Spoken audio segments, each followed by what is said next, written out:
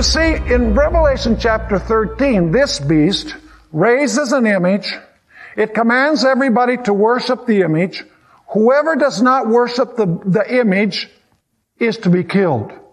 Now that scene comes directly from Daniel chapter 3. And so in order to understand this, we need to go back to Daniel chapter 3. Actually, folks, do you know, it's very, very interesting to notice that Daniel chapter 3 is illustrating one of the clauses, actually the first clause of the First Amendment to the Constitution of the United States. You say, well, how is this? Let me explain. Nebuchadnezzar was the civil ruler of Babylon, wasn't he? He was to preserve the civil order. But Nebuchadnezzar raised up an image, and he commanded everyone to what? To worship. Let me ask you, was this the civil power trying to establish religion? Most certainly. He's trying to establish a religious observance by raising an image and saying to everybody, you need to worship this image. Was he overstepping his bounds? Yes, because he had the right to legislate when it came to civil matters, but he did not have a right to command people to worship in a certain way. Let me ask you, when he established this religious observance, what was the immediate result? The immediate result, folks, was persecution.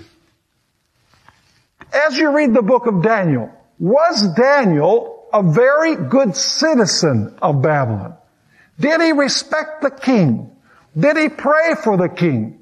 Did he obey the legitimate civil laws of Babylon? He most certainly did. But when the king overstepped his bounds and he legislated, he established a religious observance with his civil power, these three young men practiced civil disobedience.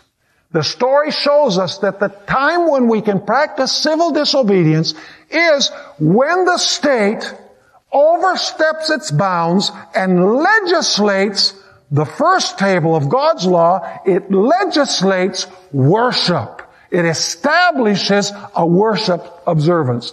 So let me ask you, in this story, do you find an illustration of the establishment clause of the First Amendment to the Constitution of the United States?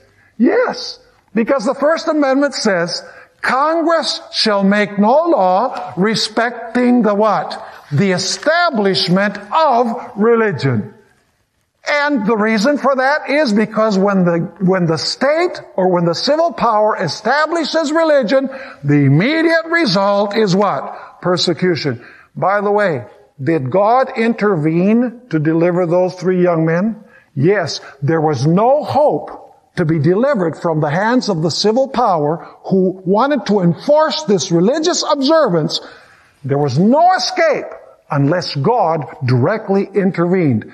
And God, actually Jesus Christ, came into the furnace and he delivered the three young men who obeyed God rather than man.